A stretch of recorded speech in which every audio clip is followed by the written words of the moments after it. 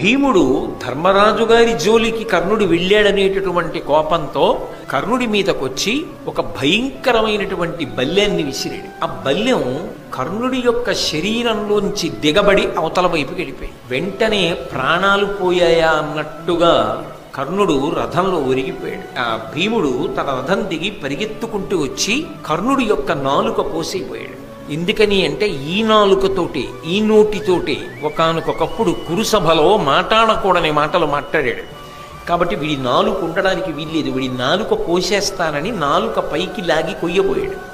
వెంటనే శల్యుడు జోక్యం చేసుకుని ఒక మాట చెప్పాడు, నువ్వు నాలుక కోసేస్తే చచ్చిపోతాడు, చచ్చిపోలేదు బతికున్నాడు, ఇంకా స్పృహ తప్పాడు. ఇప్పుడు నువ్వు నాలుక కోస్తే చచ్చిపోతాడు, చనిపోయాడు అనుకో, నీ తమ్ముడు ప్రతిజ్ఞ చేశాడు అర్జునుడు కర్ణుణ్ణి చంపుతానని. అప్పుడు అర్జునుడి ప్రతిజ్ఞ ఏమవ్వాలి? నీ తమ్ముడి ప్రతిజ్ఞ గుర్తు తెచ్చుకుని ఈ కర్ణుణ్ణి వదిలి అన్నాడు.